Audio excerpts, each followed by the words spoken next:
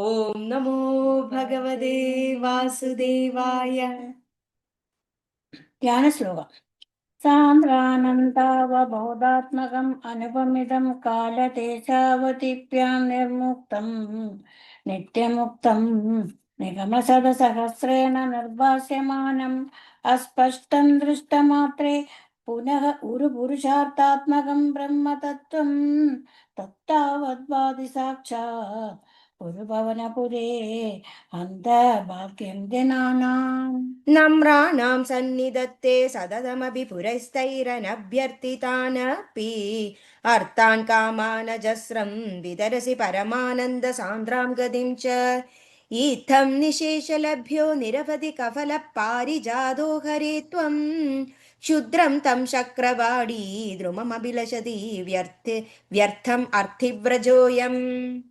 സൂര്യസ്പർദ്ധി കിരീടം ഊർധതിലക പ്രോദ്ഭാസി ഫാലാന്തരം കാരുണ്യാകുലനേത്രം ആർദ്രഹസിതോല്ലാസം സുനാഥാപുടം കണ്ഠോദ്യന്മകരാപകുണ്ടലയുഗം കണ്ഠോജ്വലത് കൗസ്തുഭം തുദ്രൂപം വനമാല്യകാരപടല ശ്രീവത്സദീപ്രം ഭജേ.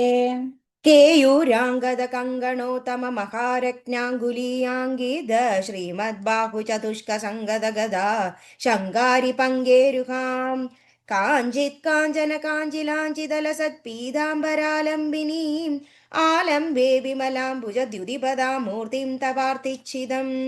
പടന്തോ നാമാനി പ്രമദപരസിന്ധൗ നിപതിതാഃ സ്മരന്തോ രൂപം തേ വരദ കഥയന്തോ ഗുണഗദാഃ ചരന്തോ യേ ഭക്താ ത്വയി ഖലു പരമന്തേ പരമമുൻ അഹം ധന്യാൻ മന്യേ സമതിഗത സർവാഭിലഷിതാൻ. വിധൂയ ക്ലേശാൻ മേ കുരു ചരണയുഗ്മം ധൃതരസം ഭവക്ഷേത്രപ്രാപ്തൗ കരമഭിജത്തെ പൂജനവിധൗ ഭവന്മൂർത്യാലോകേ നയനമദതേ പാദതുളസീ പരിഘ്രാണേ ഘ്രാണം ശ്രവണമപി തേ ചാരുചരിതേ. ശ്രീഹരേ നമഃ ശ്രീഹരേ നമഃ. ഗോപികാ ജീവനസ്മരണം ഗോവിന്ദ ഗോവിന്ദ.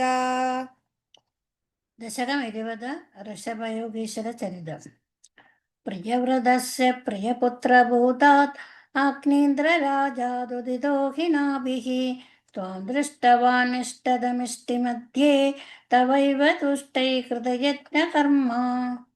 अभिष्टोतस्तत्र मुनीश्वरैस्त्वं राज्ञस्वतुल्यं सुदमर्थ्यमानः स्वयं जनिष्येकमिति ब्रुवाणः तिरोददा बर्हिषि विश्वमूर्ते. नाभिप्रियाय मदमेरुदेव्यां त्वं वंशतो ऋषभाविधानः आलोकसामान्यगुणप्रभाविदा चेच जनप्रमोदः. त्वयि त्रिलोकी मृदिराज्यभारं निधाय नाभिसखमेरुदेव्या तपोवनं प्राप्य भवन्निषेवी गदक्किलानन्दपदं पदं ते. इन्द्रस्तदुत्कर्ष कृतादमशात् ववर्ष नास्मिन् अदनाभवर्षे यदा तदा त्वं निजयोगशक्त्या स्ववर्षमेन दुददासु वर्षम्. जितेन्द्रदत्तां कमनीं जयन्तीं मदोद्वहन्नात्मरदाशयोऽपि अजीजनस्तत्र शतं तनूजान् येषां क्षितीशो भरदोऽग्रजन्मा. नवा भवन् योगि वरानवान्ये त्वबालयन् भारतवर्षकण्ठान् सैकातु सीदिस्तव शेषपुत्रा तपोबलात् भूसुरभूयमीयुः.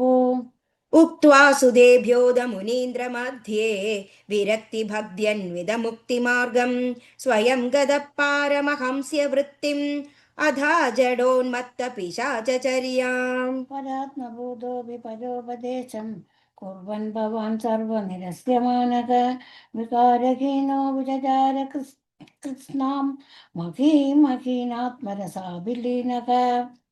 शयुव्रतं गोमृगकाकचर्यां चिरं चरन्नाप्यपरं स्वरूपं दवाहृदाङ्गकुटकाचले त्वं तापान् ममापाकुरु वादनाथ सर्वत्र गोविन्द नाम सङ्कीर्तनं गोविन्द गोविन्द